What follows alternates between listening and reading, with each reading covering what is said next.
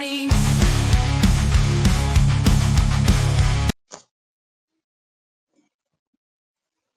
Bem-vindos ao Gélidos Homínios Éter Tenebris. O que está havendo de errado? Bem-vindos. Alô?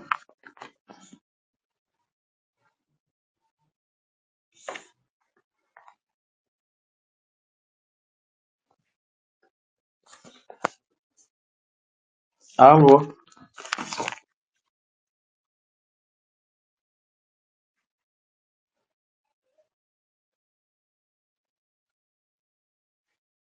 Alô?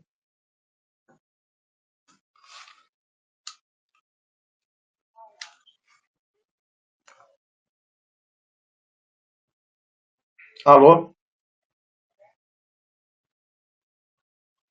Alô? Bem-vindos ao Gélidos Homínios Éter Tenebris. Agora com o retorno garantido.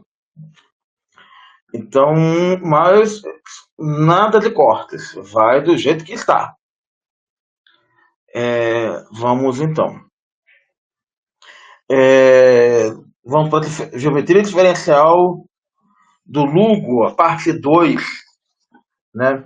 Nós já tínhamos começado, é a continuidade da discussão que a gente está fazendo há mais de um ano de geometria diferencial. Contudo, a gente resolveu dar uma focada em differential geometry em physics, né? Que é um enfoque um pouquinho diferente do que os outros livros estão fazendo, que são enfoques mais matemáticos. Contudo, hoje a gente tem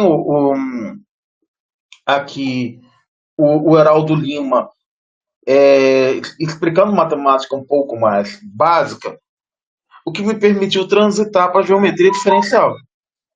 Matemática mais pura, não básica. Esse aqui. Contudo, aqueles livros que estão lá, eles não estão parados. Há um interesse da gente de fazer discussão de geometria em outras perspectivas, como geometria de Weyl, geometria entre Finzer. Então, muitos daqueles livros precisam ser abordados para discutir, às vezes, outros aspectos da geometria. Contudo, a gente achou que o Lugo e esse cara aqui, foi uma sugestão do Alexandre, eles são mais palatáveis. Eles abordam temas bem avançados e são um pouco mais palatáveis, principalmente para sustentar a lista de relatividade geral. Então, aconteceu esse ajuste, e a gente já colocou lá no canal o cronograma para 4 ou 5 anos que a gente pretende seguir em geometria diferencial. Dito isso, mais uma vez, eu quero insistir e eu quero perder um tempo significativo desse vídeo dizendo isso, pedindo apoio financeiro para esse canal.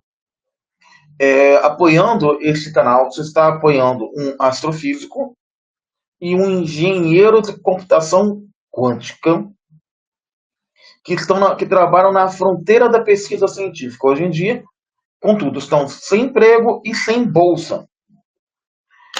Assim, apoie esse canal para apoiar a pesquisa científica em física teórica, física matemática, em astrofísica, no nível mais alto que é possível. Na verdade, isso não é um canal de divulgação, isso é um canal de ensino de física e matemática e astrofísica. Então, apoiem a gente, porque a situação está dantesca. Nós não temos bolsa e não estamos conseguindo. Até conseguimos aprovação, não somos chamados nos concursos. Então, apoiem-nos de forma generosa, porque a situação está muito complicada. Pois bem, como eu estava falando, até o Heraldo está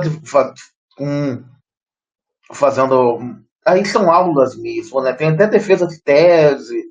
Ele está botando a atividade do grupo de pesquisa dele toda aqui no canal, mas também tem um canal dele, Heraldo Lima, né, que lá está só com 12 inscritos, né?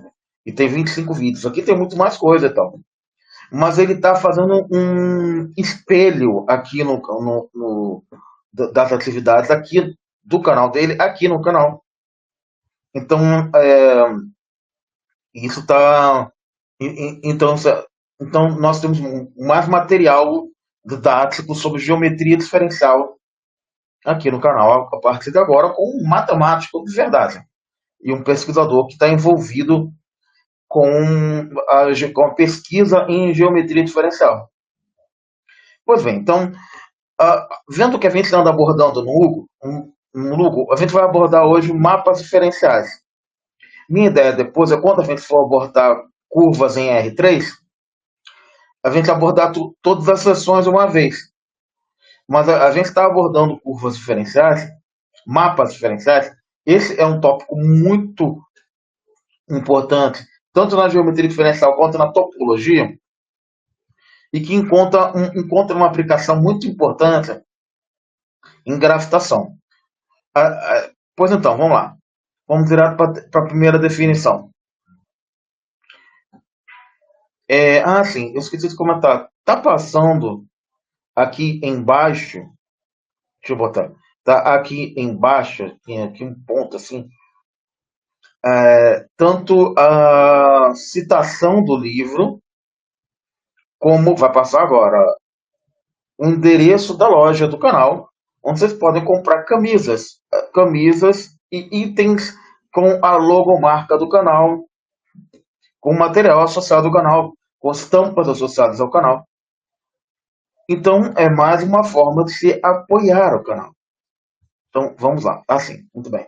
A definição, seja XP, um anticomutador de XP é um vetor tangente em um conjunto aberto de U de pontos tal que P pertence ao Rn e seja f uma função sem infinita em U.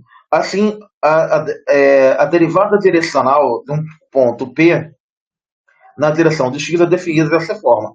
Então, isso aqui é a definição daquilo que nós chamamos de um gradiente de uma função, que é o que dá a máxima variação de uma função em um determinado espaço.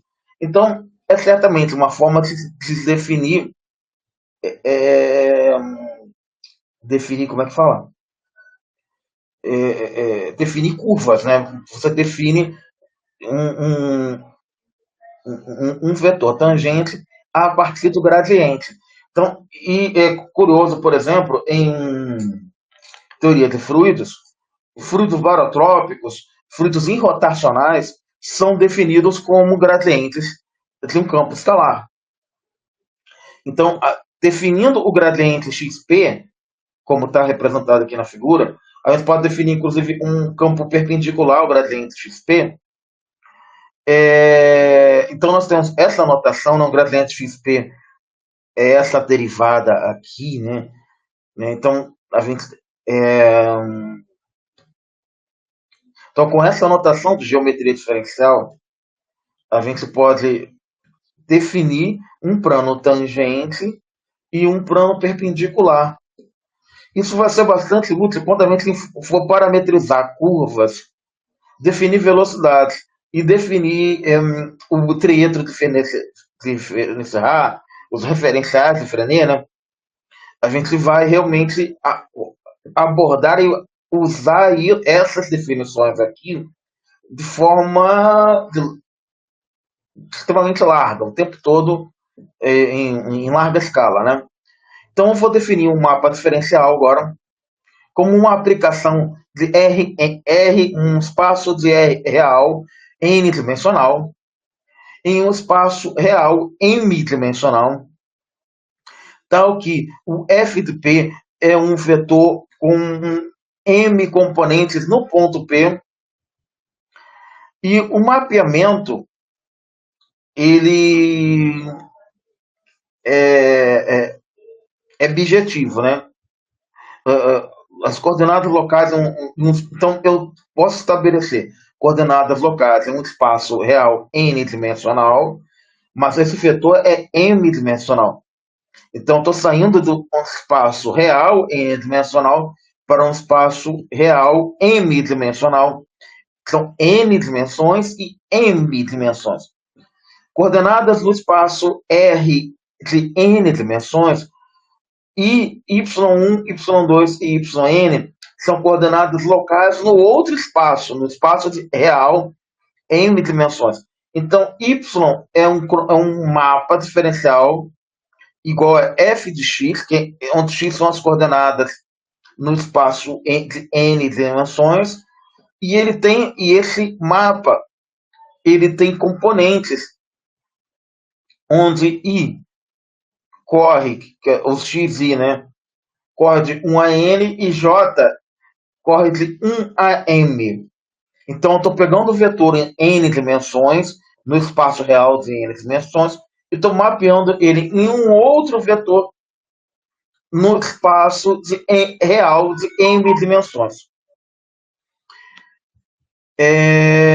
Então, para isso, eu preciso estabelecer um critério de diferenciabilidade, que esse critério aqui, quando eu estabeleço um incremento no ponto P, e eu derivo em relação a esse incremento e divido pelo incremento, fazendo o incremento ir a zero. Ou seja, são pequenos incrementos. Então, esse df, na verdade, derivo não, desculpa, fui traído aqui pela notação.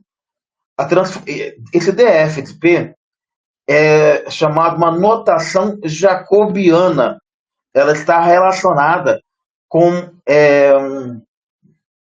as transformadas jacobianas de uma base vetorial para outra base vetorial. Então, um mapa diferencial inversível é um mapa que tem inversa infinitamente diferenciável. Quando isso acontece, esse mapa é chamado de difeomorfismo. Então, esse é um mapa diferencial, e esse mapa diferencial é, na verdade, um difeomorfismo. Né? Então, eu estou estabelecendo aqui critérios de diferenciabilidade do mapa, justamente porque, como eu estou lidando com vetores em espaços diferentes, que estão escritos em uma base, eu preciso levar em consideração nessa diferenciação, ou seja, no deslocamento que eu faço desse vetor, eu preciso levar em conta os efeitos das mudanças de base possíveis. Ou seja, o mapa ele vai atuar na base. Então, se eu estou mexendo com uma outra base, eu preciso levar em conta os efeitos dessa mudança de base. E isso é interessante. Eu tinha falado no vídeo de relatividade de simetria de Lorentz, de relatividade restrita.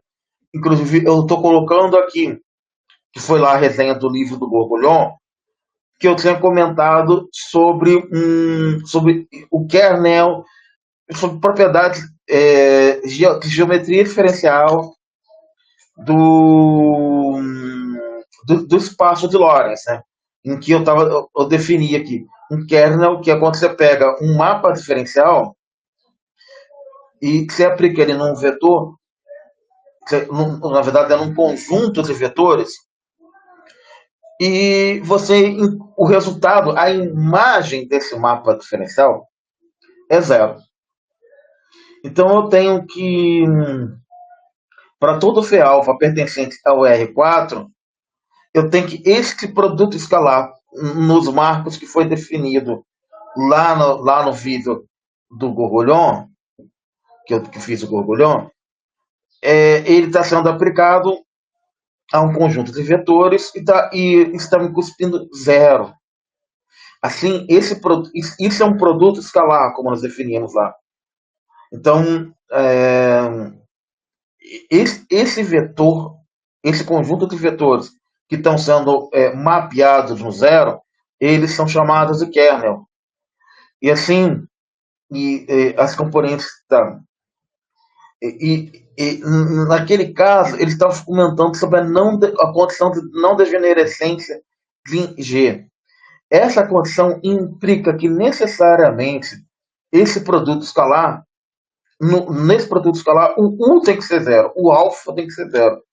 Então, assim, a gente conclui que a matriz G ela é reduzida apenas ao conjunto unitário que contém o zero. O zero é o único elemento desse conjunto. E isso implica que G é inversível. Portanto, a condição de diferenciabilidade ela nos traz a implicação de que eu posso definir a métrica no espaço de Minkowski como uma métrica inversível. Né? Então, fazendo aqui algumas observações que o Lugo faz. Um mapa diferencial F de um intervalo I pertencente aos reais e indo no Rn é chamado uma curva. Então, isso aqui define rigorosamente o que é uma curva em geometria diferencial. E essa definição ela precisa ser feita agora, porque daqui a pouco a gente vai enfiar coordenadas e vai criar o triedro de Frenet, o referencial de Frenet, e vamos precisar parametrizar curvas para poder descrever a variação das curvas ao longo de um espaço. Outra observação: um mapa diferenciável F é um mapa de R pertencente em Rn é chamada uma transformação de coordenadas.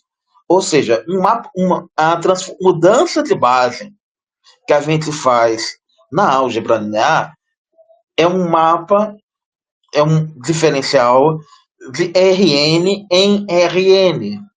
A gente poderia dizer aqui sobre as marcas da álgebra que são endomorfismo, mas eu não defini endomorfismo ainda.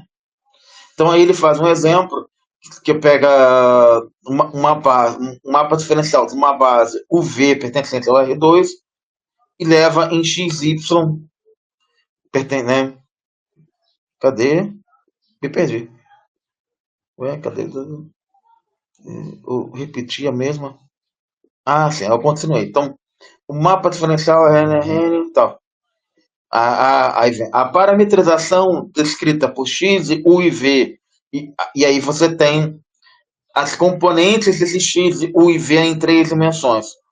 O tratamento das superfícies em R3 é apresentado no capítulo 4, então ele está explicando o que vai vir por aí mais para frente, quando a gente vai lidar com superfícies em R3. E isso, por exemplo, na relatividade, que a gente está aplicando mais diretamente esse conhecimento, é fundamental quando a gente faz aquelas folheações, né, para estudar os tic-tacs do relógio, né, no folheações para fazer diagramas espaço-tempo, esse tipo de coisa. Aqui eu vou fazer um negócio que lembra muito das minhas aulas de geometria diferencial lá no CBPF com o professor Sebastião Alves Dias, que ele chamava de empurrar para frente, né? Que é o push forward. Então, ele dizia que ele traduz isso aqui como empurrar para frente. E, por incrível que pareça, eu não aprendi o nome em português, mas eu fiquei com essa tradução de empurrar para frente. Para todo P pertencente ao Rn, a gente tem as transformações jacobianas que induzem uma transformação linear. Então, aqui o que eu estava falando, aquela coisa de que a gente está lidando com transformações. Estou pegando um conjunto de vetores descrito em uma base e estou descrevendo em outra. Tá? Então, o espaço tangente TP de Rn, a gente já definiu essa notação em outros livros aqui que a gente resenhou, que a gente está resenhando. E o espaço TP de F de P em Rm, ou seja, ele está seguindo, ele está construindo uma análise dos espaços, ele está fazendo um mapa diferencial, né? De RN em RM, e ele está transportando junto o, o espaço tangente de RN para RM. Então, e aí ele está definindo o que é um vetor tangente em RN, e esse vetor tangente em Rn, ele corresponde também a um vetor tangente em Rm, em que a notação é f asterisco de x. Muito bem. Então, a gente faz essa definição aqui, que é o push forward, empurrar para frente. Quer dizer, eu estou empurrando de Rn para o Rm. Então, isso aqui representa uma operação de composição funcional. Eu estou pegando a construção F, cadê? Um mapa diferencial. Esse F que eu defini aqui, que é um R2 em RD, né?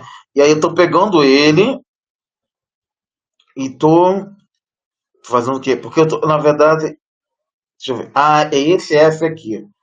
Então, é esse F aqui. Não é aquele lá, não. É esse aqui. É do primeiro experimento, que é o que define sobre curvas. Então, tá. Beleza. Aí, vamos lá. Então, eu pego ele e eu vou aplicar nele a curva que faz o push forward. E isso eu aplico a transformação x que está definida. Onde que está definida? Está definida. Onde que está definida? Cadê? Eu defini. Olha o x aí. Olha o x e f aqui. Ou seja, eu falei que o gradiente poderia ser definir para a gente um espaço tangente. Então aqui eu estou usando isso. Então vamos lá. Então eu estou definindo aqui o espaço tangente. E aí eu estou levando ele, eu estou mostrando do ponto de vista de funções, como é que eu levo esse espaço tangente, né? Eu estou usando a composição de funções, composição aqui naquele sentido que a gente usa no ensino médio, no primeiro ano do ensino médio, estudo de composição de funções, para poder escrever quem é a minha f asterisco de x de f. E a f asterisco está definida aqui, ela é uma transformação linear jacobiana que induz uma transformação linear. Então, se eu tenho os espaços tangentes, espaço tangente TP de Rn, ele está escrito em um sistema de coordenadas, em Rn, eu posso fazer mudança de bases aqui, e essas mudanças de base, elas também vão ser carregadas para esse outro espaço em Rm, onde eu vou ter o meu espaço tangente escrito lá. Pois bem, isso tudo parece muito abstrato, mas quando a gente aplica em relatividade, isso fica mais claro. Então, um x pertencente ao conjunto dos espaços tangentes, N, ele vai por F asterisco no espaço tangente ao ponto P, ao ponto F de P em Rm. Ou seja, aqui eu tenho um ponto P e aqui eu tenho o F de P. E esse cara é pertencente ao F asterisco de X. Ou seja, aqui eu estou saindo do Rn, eu estou sofrendo a aplicação do F, chegando no contradomínio, que é o Rm, e isso está me cuspindo um número. Pois bem, vamos lá. Então, por isso a gente pode definir esse cara aqui, cadê? Né? A gente pode adotar essa definição, que é que eu estava explicando com essa figurinha, com essa discussão toda. Então, e como é que eu vou lidar agora? Então, vamos fazer as definições. Eu defino isso e eu vou estudar como é que é essa chegada, que é esse f asterisco de x e f, né? Que é esse aqui, né? que é chegada, que é o número que nos cospe no espaço dos reais. Então, como é que é isso? Então, f asterisco de x e f é f de p, e aí f asterisco de x e f de p, aí eu vou ter uma função x que é função dessa composição de funções no ponto P. Ela está pegando o ponto P, e aí eu sei o valor de f no ponto P, componho com fzinho, e faço isso sendo o x pelas propriedades que eu tinha, pelaquela prescrição que eu tinha definido. Cadê? Cadê? Aqui. Aqui. Ou seja, isso é um gradiente. Uma x e f. Então, eu estou fazendo um gradiente dessa f. Então, aquele x ali, que eu estava fazendo naquele slide, que eu vou voltar.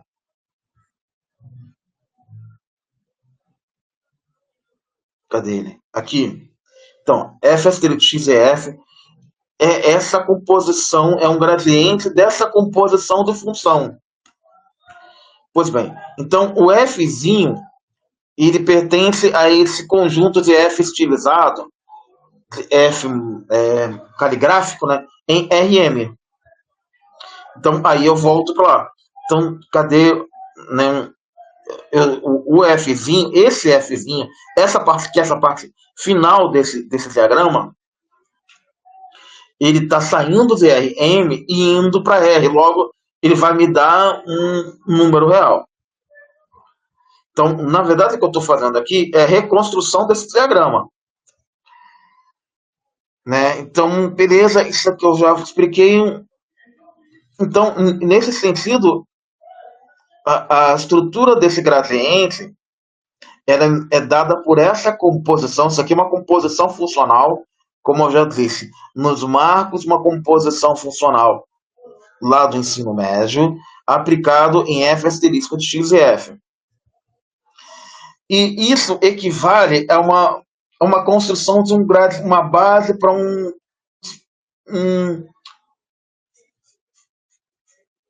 espaço tangente no ponto P em Rn, e essa base sendo transferida para um ponto f de P pertencente ao Rm.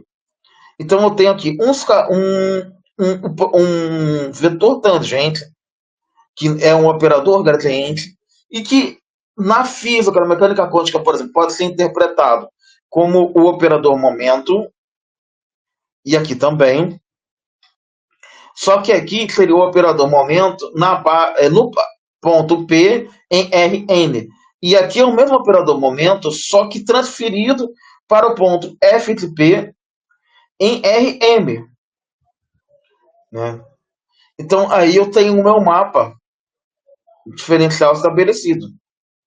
Ou seja, eu estou fazendo curvas em subconjuntos diferentes da variedade e vendo como é que eu mapeio em um outro os espaços vetoriais respectivos, tangentes, né? Então aí aparece a construção do jacobiano aqui, entre dy e dx. Por isso que eu estava falando tanto do jacobiano, por isso a importância do jacobiano, porque observe que a gente vai ter a derivada, o gradiente atuando em f, e mais a gente vai, e aqui a gente vai ter um gradiente também atuando em f, porém a modificação vai ser que ele vai fazer esse gradiente, essa diferença, que essa função das coordenadas y e rm derivada em relação às coordenadas x em Rn.